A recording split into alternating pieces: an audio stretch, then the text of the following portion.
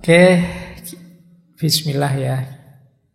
Yang kedua, slow travel. Ini tadi yang kok transportasi traveling itu. Banyak di antara kita yang melakukan perjalanan tapi tidak bisa menikmati perjalanan karena orientasi cepat tadi. Maka beliau menawarkan semacam slow travel. Slow travel itu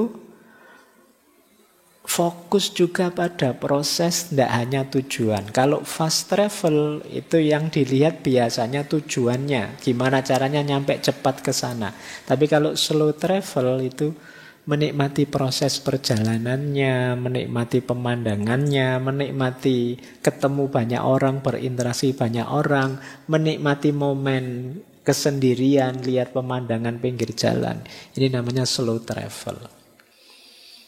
Kalau kalian di jalannya terburu-buru, segera ingin sampai di tujuan, itu kan kalian tidak peduli sekelilingmu ada apa. Yang di pikiranmu pokoknya tujuan saja. Tapi slow travel itu bisa menikmati perjalanan. Dan mungkin ini penting hari ini, apalagi di tengah situasi tambah macet.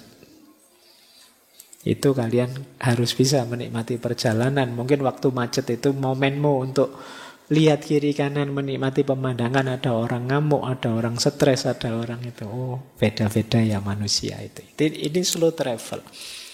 Kemudian slow travel itu biasanya karena menikmati perjalanan lebih santai. Sementara yang fast travel itu bisa stres karena jadwalnya ketat. Ini mungkin kalian kalau misalnya ada touring kemana itu yang jadwalnya ketat sekali, jam 8 sampai jam 9 ke sini, terus jam 9 terus, jadi kalian baru di tempat rekreasinya baru santai-santai, kelompok dari sini dipanggil, silahkan kumpul di bisnya, sudah ditunggu, itu kan kamu kesusu-susu terus, tidak bisa menikmati. Kamu terus stres, wah khawatir ketinggalan bisnya, khawatir tidak bareng sama temannya. Maka upayakan bisa slow travel, menikmati perjalanan. Kemudian slow travel itu biasanya lebih ramah lingkungan, kata Honoré. Kendaraan-kendaraan yang lebih cepat itu biasanya lebih boros BBM-nya. Lebih tidak ramah lingkungan dengan polusinya. Coba cek slow travel yang lebih lambat, pakai sepeda, jalan kaki, kereta zaman dulu itu ya lebih nikmat. Slow travel. Zaman saya kecil dulu masih banyak orang mungkin jualan ya, yang pakai sapi itu, yang ada keretanya, terus sapinya jalan kadang antar kabupaten pelan-pelan di. Saya dulu kalau ke sekolah sering gandol orang yang bawa sapi itu. Sekarang tidak ada, saya jarang ya. Jadi, nah ini slow travel, kamu bisa menikmati perjalanan, kamu bisa lihat kiri kanan, asik lihat keindahan pemandangan dan lain sebagainya. Ini slow travel. Lanjut. Slow travel membuat kita santai dan banyak waktu untuk merenung. Fast travel tidak ada waktu. Waktunya padat, lari-lari, dikejar-kejar terus oleh timing. Dan slow travel biasanya lebih ramah untuk ekonomi lokal karena orang menghabiskan waktu lebih panjang, menginapnya di penginapan-penginapan lokal, restoran keluarga, souvenir kerajinan tangan dan lain sebagainya, itu lebih lokal. Kalau yang fast travel biasanya ya industri pariwisata besar, global dan lain sebagainya. Jadi ini ranah kedua yang banyak dikritisi oleh Carl Honoré. Kita kan tiap hari melakukan perjalanan tapi kita jarang menikmati jalan. Kita biasanya dikejar-kejar oleh tujuan. Lanjut. Sekarang slow parenting. Yang tadi beliau gelisah karena beli buku untuk anaknya tadi loh. buku cerita. Nah, terus menginspirasi gagasan slow parenting. Apa yang harus dilakukan dengan slow parenting? Yang pertama, banyak orang tua hari ini yang membebani anaknya dengan berbagai aktivitas. Yo sekolah, yo les, yo olahraga, kursus ini itu. Pinginnya anaknya jadi unggul di segala bidang. Dari 7 pelajaran, yang lain 999, yang 1 6 saja, itu terus anaknya diamuk, dikursuskan, dianukan. Ini banyak sekali beban yang diberikan pada anak-anak. Slow parenting itu apa? Anak-anak tidak membutuhkan jadwal sepenuh itu. Mereka lebih banyak butuh waktu untuk bermain bebas, waktu untuk bermimpi, mengeksplorasi dunia dengan cara mereka sendiri. Bayangkan sekarang anak-anak yo full, misalnya ada yang di sekolah, nanti pulang sore les, setelah les terus pulang sebentar, terus habis maghrib ngaji, dileskan ngaji, setelah itu ke ngaji disuruh belajar ngerjain PR buat besok. Tidak ada waktunya mereka untuk belajar. Nggak ada waktunya untuk bermain. Tidak ada waktu mereka bebas.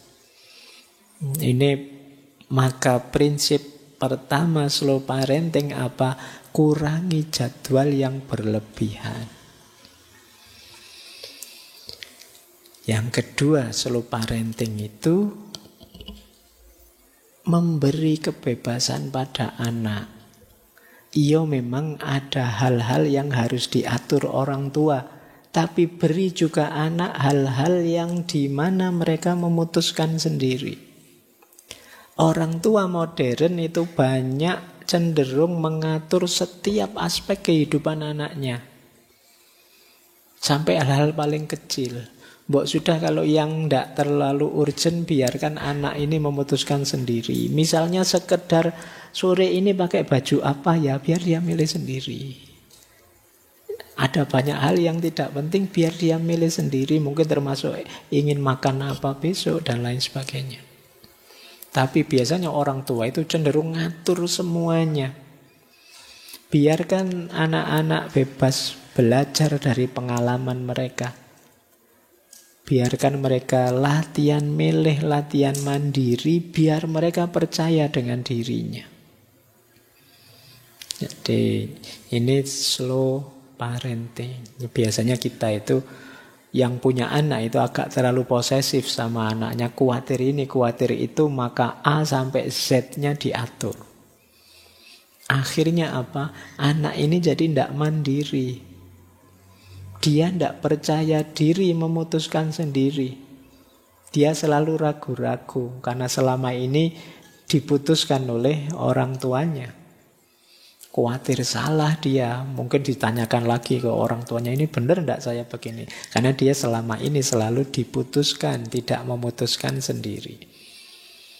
Jadi prinsip kedua, beri bebasan pada anak-anak biar mereka percaya diri dan merasa dihargai.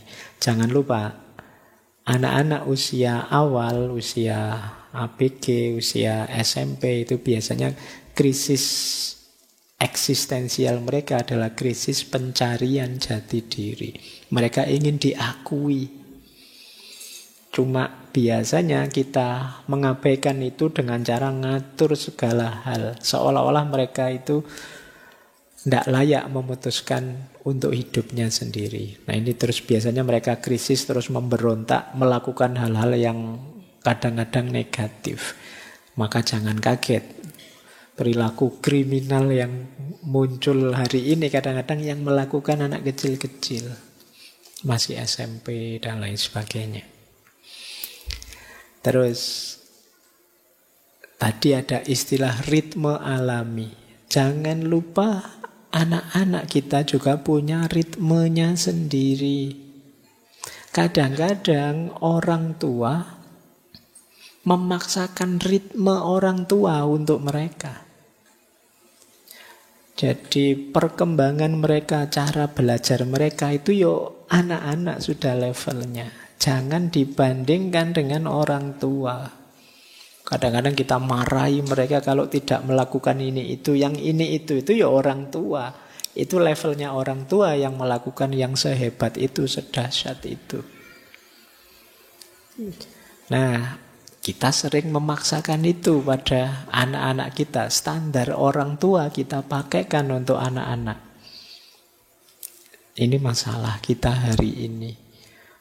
Kita tidak melihat bahwa dulu kita waktu kecil misalnya mungkin jauh lebih jelek, jauh lebih lemah daripada anak-anak kita. Ya tentu saja dengan standar orang tua sekarang mereka di bawah kita. Tapi ya mereka ada ritmenya sendiri. Kita sering memaksakan ritme kita untuk mereka. Ya wajar saja kalau anak-anak banyak mainnya. Terus orang tuanya marah. Main terus tiap hari main game saja. Iya memang anak-anak. Itulah usia mereka. Itu yang sering kita lupakan. Kita pakai standar kita untuk mereka. Ritme kita untuk mereka. Kemudian kritiknya Honoré lagi, hari ini orang tua lebih banyak fokus pada prestasi anaknya daripada kualitas hubungan dengan anaknya. Jadi anak-anak ini jadi jalan untuk kebanggaan orang tuanya, sehingga kemana-mana yang dituntut ke anak-anak ini mereka harus berprestasi ini, berprestasi itu, bisa ini, bisa itu, akademik lah, olahraga lah, dan lain sebagainya. Sementara hubungan yang lebih dekat, lebih dalam, tidak terjalin. Jadi, padahal anak-anak ini membutuhkan waktu kebersamaan yang berkualitas dengan orang tua. Sementara orang tua abai dengan itu.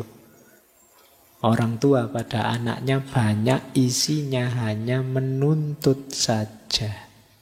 Menuntut ini, menuntut itu. Lupa bahwa mereka juga manusia yang punya keinginan sendiri, yang punya cita-cita sendiri, dan juga punya ritmenya sendiri. Lanjut. Nah, terus yang sering dilupakan oleh orang-orang tua pada anak-anak adalah seringkali orang tua kehilangan momen kecil kebersamaan dengan anak-anak mereka.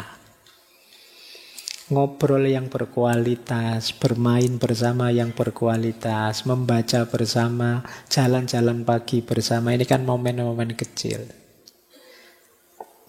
Tapi sering diabaikan, tidak dianggap penting.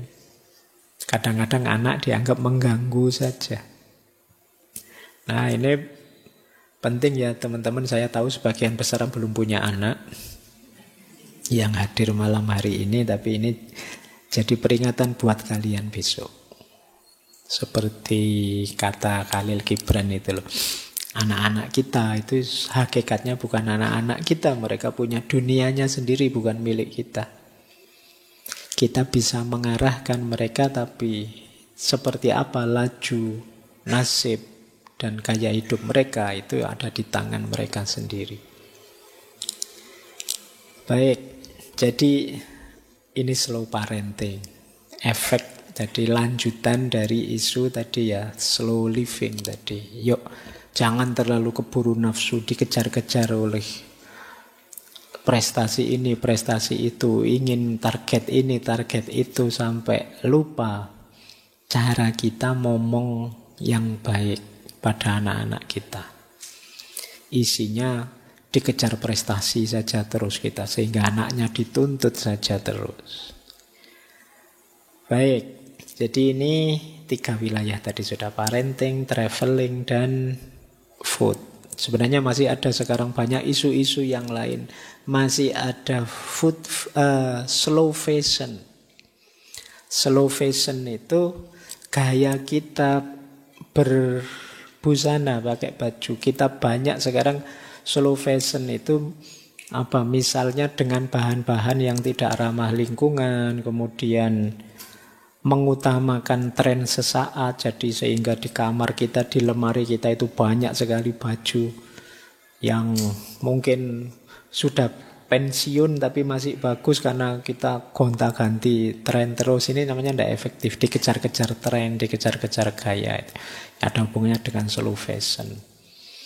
Dan masih banyak lagi ranah slow ya. Mungkin nanti ada slow education dan lain sebagainya. Cuma pada intinya ya prinsip-prinsip slow living seperti yang saya jelaskan tadi. Ini karena waktunya sudah mepet, langsung saya jujuk ke sini. Tipsnya sekarang. Pak, sejak tadi kan diajari caranya slow. Hidup yang slow. Nah sekarang memulainya bagaimana? Gimana memulai slow living ini? Kalau bahasa sehari-hari, ngeremnya bagaimana Pak? Ini sudah terlanjur cepat ini ritme hidup saya. Yang pertama, breathe. Ini sebenarnya diambil dari salah satu wawancara dengan Honore. Breathe itu bernafas dalam-dalam. Ini awalnya ya, ambekan. Ya masuk mau ndak bernafas. Tapi bernafas yang dalam maksudnya.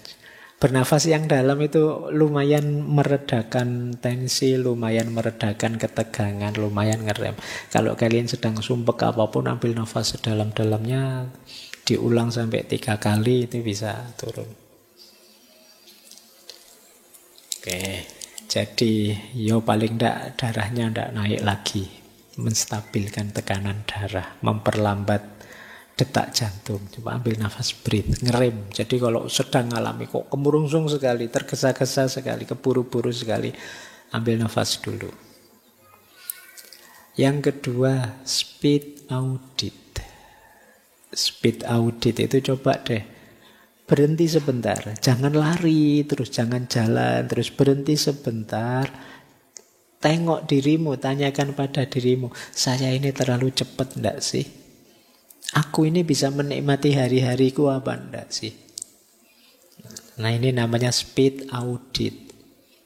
Iya ternyata saya ini terlalu cepat, autopilot saja hidup saya enggak menikmati sama sekali. Saatnya direset, diatur ulang berarti. Oke, kemudian downsize your calendar. Kalau kalian jadwalmu penuh, banyak, sekarang buat prioritas. Yang tidak penting buangan. Biar tidak sesibuk itu dirimu. Jadi, lihat jadwalmu, misalnya minggu depan apa saja, pilihlah yang paling tidak penting, sisihkan. Tidak usah dijadwal. Saya tidak tahu kalian punya itu apa enggak. Pak saya itu fast living tapi tidak terjadwal Pak. Rasanya koyok sibuk koyok itu tapi ya tidak jelas semua. Ya berarti kamu pilih aktivitas-aktivitas yang pokok, yang penting, yang harus kamu lakukan. Sisanya saatnya kamu istirahat, ambil nafas, menikmati hidup.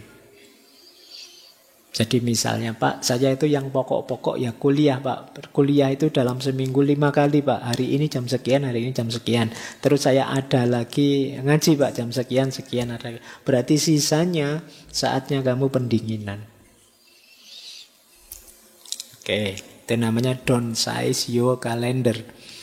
Kemudian schedule unscheduled time. Jadi kalau memang begitu padatnya, tidak bisa ada yang disisihkan, jadwalkan waktu tanpa kegiatan. Jadi istirahatnya dijadwal berarti, santainya dijadwal, ngeremnya dijadwal.